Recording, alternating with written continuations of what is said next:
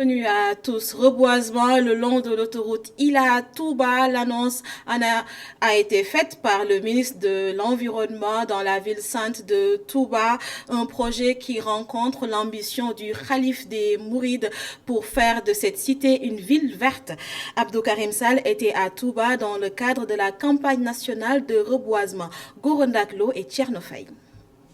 Après Ndiassane et Tivaouane, le ministre de l'Environnement a effectué une visite à Touba pour honorer la campagne de reboisement lancée le week-end dernier. Reçu par les autorités religieuses et administratives de la cité sainte, Abdou Karim Sall magnifie l'engagement du calife général des Mourides qui entend faire de Touba une ville verte.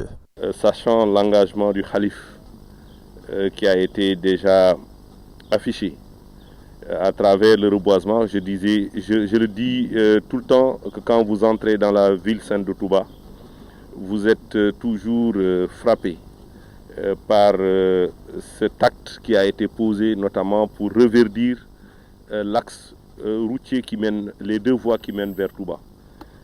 Son Excellence le Président de la République a demandé à tous nos concitoyens, dans le cadre de la reforestation durable et inclusive du territoire national, de faire du reboisement une priorité. Et je pense que c'est également une priorité ici à Touba. En atteste ce que je viens de dire tout à l'heure, et c'est heureux de le constater. Et tout à l'heure, nous allons voir le calife pour solliciter ses prières. Le ministre de l'Environnement a profité de la tribune pour annoncer le reboisement prochain de l'autoroute Ila-Touba. Nous envisageons, et nous sommes en train de voir les possibilités de reboiser le long du parcours de l'autoroute Ila-Touba, de Dakar à Touba. Et ce serait un magnifique geste que de reboiser cette infrastructure importante que son Excellence le Président de la République a voulu mettre à la disposition des habitants de Touba et à la disposition des Sénégalais. Du côté du reboisement, nous sommes en train de réfléchir. Et bien sûr que c'est une action qui ne peut pas être faite uniquement par le ministère de l'Environnement. Il faut une adhésion de toutes les populations. Il faut que tous les départements, toutes les communes traversées par l'autoroute soient impliquées et dans les jours à venir, nous allons nous concerter bien sûr avec le ministre des collectivités territoriales avec qui j'ai eu un entretien à ce sujet. Nous allons impliquer l'ensemble des maires du Sénégal, nous allons impliquer les forces vives de la nation. Après Touba, le ministre de l'Environnement s'est rendu à Darou Mourti où il a procédé au lancement des activités de reboisement. Grand Magal de Touba, un comité départemental de développement préparatoire pour le 18 Safar, s'est tenu samedi tard dans la soirée en comité restreint. La rencontre a réuni le préfet, des chefs de service, le coordonnateur du Grand Magal et les représentants ou les présidents des 8 commissions. Serigne Ousmane Mbaké Gaïndé Fatma précise que la tenue ou non du Magal ne relevait pas de ses prérogatives. Le coordonnateur du Grand Magal souligne que sa mission se limite à l'organisation de l'événement et juguler tous les impairs qui pourraient altérer son organisation. Nous l'écoutons. Le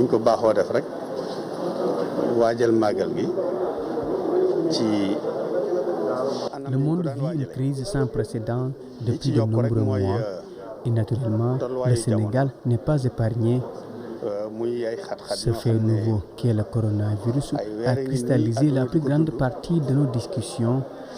On a ici parlé de la situation de la maladie, mais aussi des mesures prises par les autorités dans cette lutte commune. Cependant, la recommandation du Khalife est de se conformer à ces mesures édictées par les autorités sanitaires, mais aussi de faire passer l'information à tous les fidèles qui comptent venir célébrer le Magal à Touba.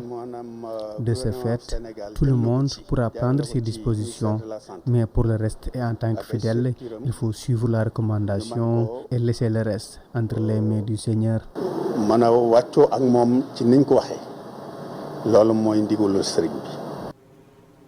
À Kaolack, les commerçants sous le choc moins de 24 heures après l'incendie qui s'est déclaré au marché central. Certains d'entre eux ont vu les flammes emporter leur cantine. Pour le troisième adjoint au maire, l'absence de bouche d'incendie est un crime. Djokel Gadjaga demande à l'État et à la commune de rectifier le tir. Il a lancé ce cri de cœur au téléphone de Hassan Top. Les responsabilités, on peut les situer parce qu'elles sont 4 à mon avis. La première responsabilité incombe à l'État du Sénégal et à son gouvernement et au président de la République, Macky Sall. La deuxième responsabilité incombe à la commune de Kaolack, la mairie qui gère les marchés. La troisième responsabilité, c'est la Sénélec, fournisseur d'électricité au marché. La quatrième, c'est la responsabilité des commerçants, des opérateurs économiques qui exercent, qui travaillent au marché. Il y a des choses que les commerçants ne devaient même pas accepter. Ce qui s'est passé hier est horrible. Une ville comme Kaolack, qui avait une seule bouche d'incendie, située en face de la banque EGBS, est en panne depuis 3 mois. Hier, les sapeurs-pompiers étaient obligés de faire la navette entre Lindiane et Kaolack, 16 km, pour avoir de l'eau. C'est ce qui a aggravé la situation. Pas un délit, mais c'est un crime. On met la deuxième ville du Sénégal, le marché central de Kaolack, qui est l'un des marchés les plus importants de la sous-région, qui avait une seule bouche d'incendie, qui est en panne depuis 3 mois, ça n'a pas été réparé, ça n'a pas été remplacé. Et si cette bouche d'incendie était fonctionnelle, je vous assure que les dégâts auront lieu, mais ils ne seront pas aussi graves. Chacun doit jouer sa partition pour que cette fois-ci, au moins, la situation se règle définitivement. Et face à la recrudescence de ces incendies dans les marchés, l'UNACOIS YESAL préconise la privatisation des marchés. Pour son directeur exécutif Aladjan, la privatisation permettra d'assainir, mais surtout de sécuriser ces lieux. L'UNACOIS YESAL demande par ailleurs à l'État de prendre ses responsabilités. Aladjan est joint au téléphone par El Hadj Malik Sissé. On a remarqué qu'il y a beaucoup d'incendies. Et ça ne date pas d'hier. C'est depuis 15 ans, 20 ans, pratiquement tous les marchés au niveau des régions ont été plus ou moins victimes d'incendies. Et récemment, c'est Louga, ensuite Kaolack. Donc, c'est un constat général. Et ça a été fait lors d'un conseil interministériel qui a été convoqué par le Premier ministre d'alors, Mohamed Boun Abdallah Dionne. Le diagnostic, c'est quoi? C'est des problèmes de sécurité, c'est des problèmes de salubrité, d'exécuter, de branchement clandestin, de bouches d'incendie, de manque de bouches d'incendie, de problèmes d'accès. Et ça, les responsabilités sont partagées. D'un côté, l'État avec la protection civile, de l'autre, il y a les mairies, de l'autre, il y a la Sénélec, de l'autre côté, les commerçants eux-mêmes sont responsables. Quelle sera donc la proposition exacte de l'UNACOIS YESAL? Nous, on propose la privatisation des gestions des marchés. Puisque ça, vous pouvez même remarquer que rarement, il y a des incendies au niveau des centres commerciaux. C'est-à-dire qu'il doit y avoir un responsable. Maintenant, pour ce qui concerne les cas actuels, c'est toujours des responsabilités partagées, mais si la gestion de marché est privatisée, il y a un responsable moral, et la responsabilité sera située en temps opportun. Et nous, on avait fait des démarches jusqu'à obtenir une assurance incendie avec une compagnie d'assurance, mais on n'a pas senti l'État à nos côtés. Parce qu'avec les véhicules, le policier du coin exige l'assurance toujours au propriétaire du véhicule, mais des dispositions pareilles devaient être prises par rapport au marché. Comme ça, ce sera une obligation pour que chaque commerçant puisse disposer d'une assurance marché. Coronavirus à présent ce dimanche sur 1317 tests réalisés, 130 sont revenus positifs et hier samedi 2 décès ont été enregistrés. Les détails, c'est avec le directeur de la prévention.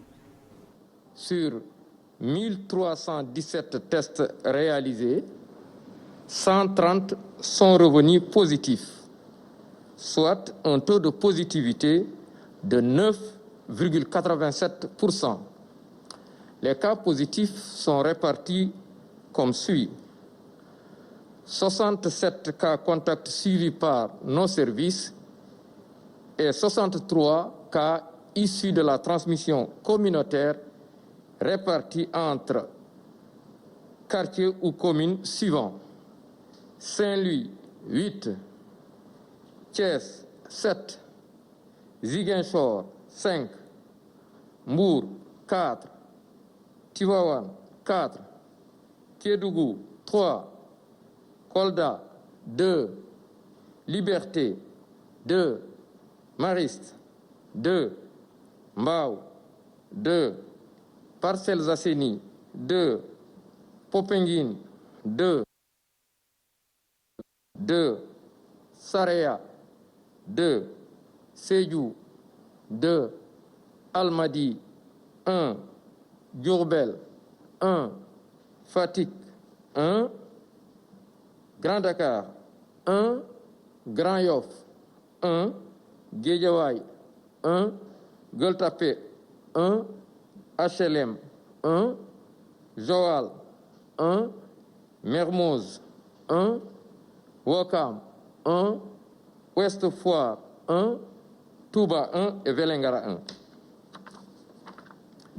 40 patients hospitalisés ont été contrôlés négatifs et déclarés guéris. 53 cas graves sont pris en charge dans les services de réanimation. 2 décès ont été enregistrés ce samedi 15 août 2020. L'état des autres patients hospitalisés est jugé stable. À ce jour, 12 162 cas ont été déclarés positifs, dont 7 677 guéris, 253 décédés et donc 4 231 sous traitement. Le ministère de la Santé et de l'Action sociale présente ses condoléances aux familles éplorées et souhaite un prompt rétablissement aux patients encore dans nos services. Vaccin contre la Covid-19, quels enjeux pour l'Afrique aux yeux de Xavier Diatta? Certes, la recherche médicale coûte cher, mais l'espoir est permis. L'écrivain est d'avis qu'il faut mettre plus de moyens dans ce domaine stratégique. Il est au micro de El Hadj Malick Cissé. La recherche, c'est un domaine stratégique, c'est un domaine assez protégé et c'est un domaine très onéreux. C'est-à-dire qu'il faut beaucoup de moyens pour pouvoir faire de la recherche. Et généralement, même dans les pays développés, ce n'est pas les États qui financent entièrement la recherche, à moins que ce soit une recherche spécifique et stratégique.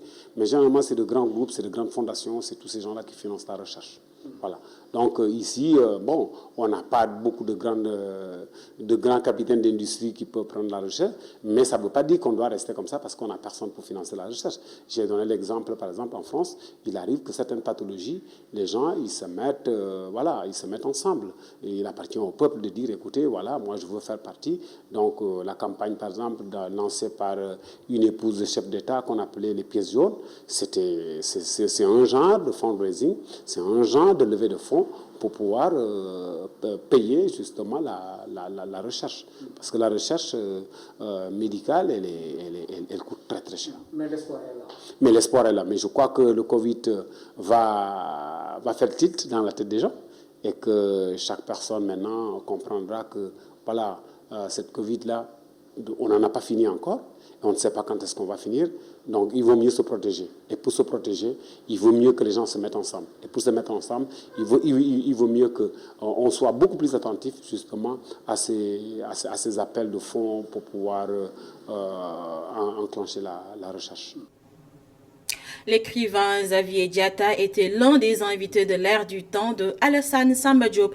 Riposte contre la Covid-19, Boubacar Camara propose une évaluation consensuelle de la gestion de la pandémie au Sénégal. Dans son face-à-face avec Mamadou Ibra Kane, le président fondateur du Parti de la Construction et la Solidarité, Djengou Tabar, a également fait savoir que l'État ne doit pas imposer l'annulation des Gamou ou Magal, mais plutôt faire confiance à ces communautés.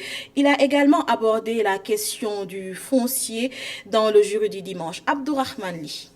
Nous considérons que la politique n'est pas un métier.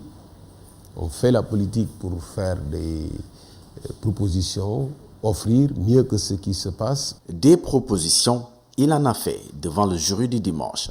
D'abord sur la gestion de la pandémie au Sénégal.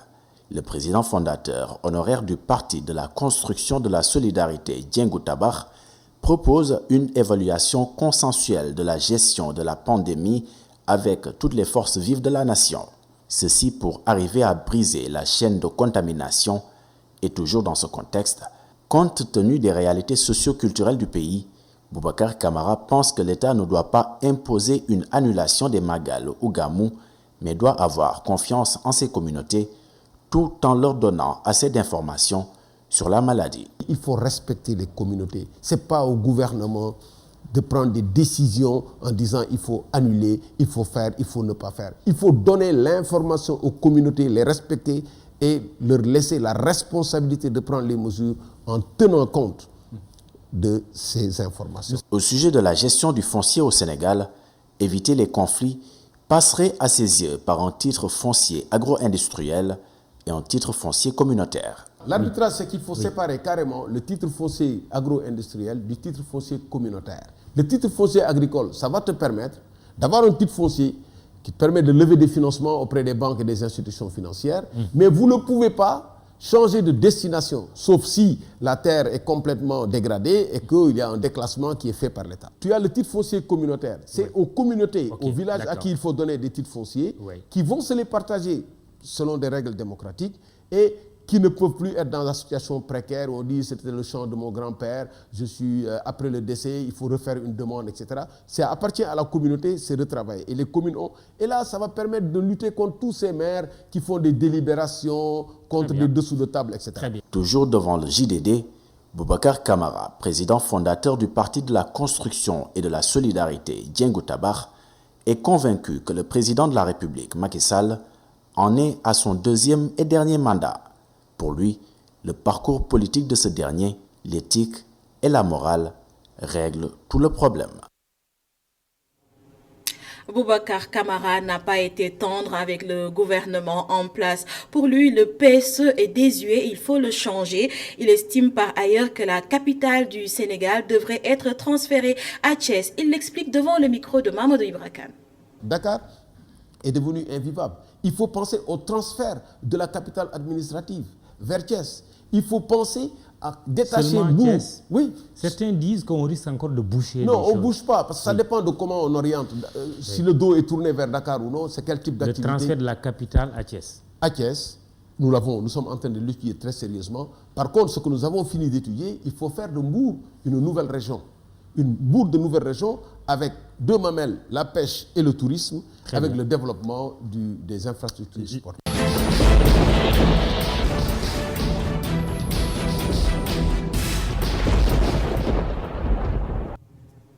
La semaine dernière, nous vous parlions de la transition écologique qui sous-tend une meilleure manière de consommer, de façon respectueuse. Cette semaine, nous proposons d'explorer le concept d'économie verte et de ses métiers afin de surmonter les enjeux climatiques. Un récit de Moustapha Gabardio. Le changement climatique, la destruction de la biodiversité et la dégradation des écosystèmes posent de nouvelles contraintes pour nos sociétés, nos régimes politiques et surtout nos économies. Selon le concept d'économie verte, ces trois crises écologiques majeures pourraient être un levier pour la création d'emplois, le développement économique, le développement humain et la réduction des inégalités. Pour les Nations Unies, c'est une économie qui entraîne une amélioration du bien-être humain et de l'équité sociale, tout en réduisant les risques environnementaux et la pénurie de ressources. Pour y arriver, 8 secteurs clés doivent être transformés pour voir émerger de nouvelles professions. Il s'agit de l'agriculture, de l'industrie forestière, la pêche, l'énergie, l'industrie manufacturière, fortement consommatrice de ressources, le recyclage, le bâtiment et les transports. L'objectif est d'arriver à un modèle grâce auquel les revenus et les emplois générés réduiraient les émissions de CO2 et la pollution. Ils devront également utiliser efficacement les ressources naturelles tout en préservant la biodiversité et les écosystèmes. Les métiers de l'économie verte ne sont donc pas tous liés à la nature, mais ont tous une finalité environnementale. Tous contribuent à réduire la consommation d'énergie, de matières premières et d'eau. Ces métiers doivent également réduire l'émission de gaz à effet de serre et la pollution. Pour de nombreux pays africains, cette notion d'économie verte trace la trajectoire du développement durable. Elle pourrait garantir une croissance inclusive et durable, éliminer la pauvreté et promouvoir la prospérité pour tout citoyen africain.